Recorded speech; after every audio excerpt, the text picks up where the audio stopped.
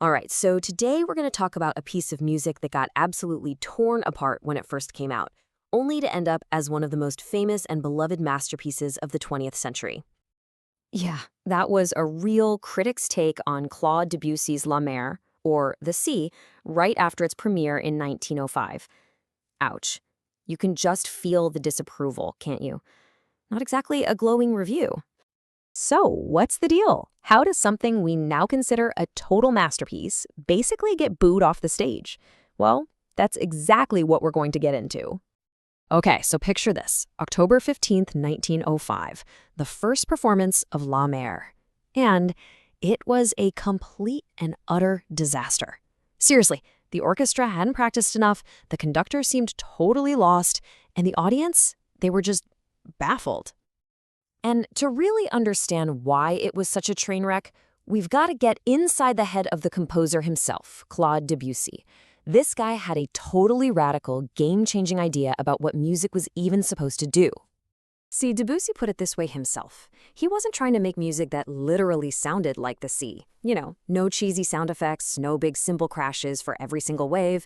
Nah, he was going for something way deeper. He wanted to capture the feeling of the sea. The mood, the mystery, that immense power, all the invisible stuff.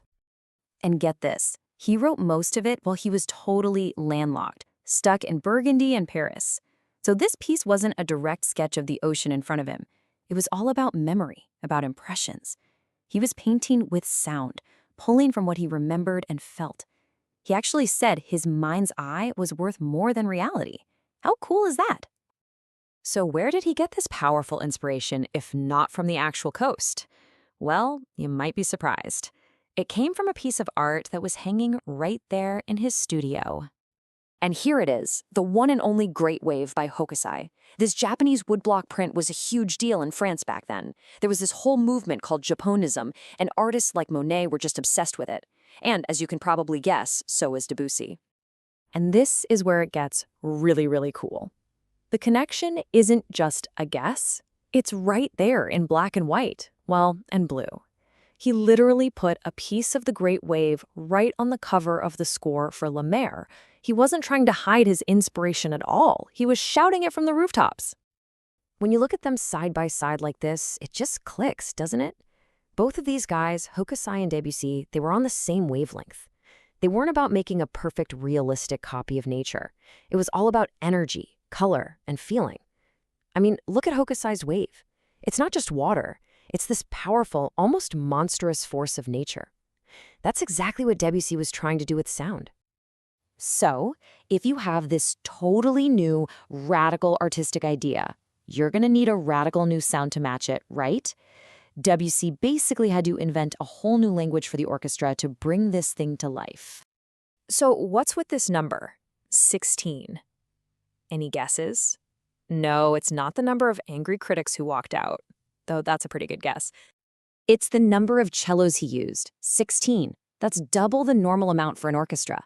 And what he did was just genius. He split them up to create this incredible, rich, heaving sound, kind of like the deep ocean slowly breathing. Nobody had ever done anything like that before. It was a completely new texture. So yeah, Paris in 1905, they were not ready for this. But the funny thing about public opinion is it can change. And sometimes it can change really, really fast. So let's just look at the timeline here. October 1905, total flop. Fast forward just a little over 2 years to January 1908. This time, Debussy himself gets up to conduct the piece. And what happens? A huge success. Ovations. The perception did a complete 180. The big difference? Debussy was in charge, making sure the orchestra played it the way it was meant to be heard. And if you want proof, look no further than our friend, the critic, Amédée Boutarel. This is the same guy writing in the same magazine. In 1905, he's like, I don't get it, I can't approve. By 1908, he's writing about how the audience showered Debussy with ovations. It's just incredible. The notes on the page didn't change, but people's ears, they finally opened up. And just like that, La Mer finally found its audience. People finally got it. It wasn't supposed to be a picture-perfect copy of the sea. It was something so much more profound. A revolutionary piece of art that painted feelings with sound. And Debussy leaves us with one last, brilliant little nod to Hokusai on the score's cover. If you look real close up in the sky, see his name? He put it right where Hokusai would have signed his print. It's like he's saying, yeah, we're kindred spirits. We both tried to capture something wild and untamable, and we did it.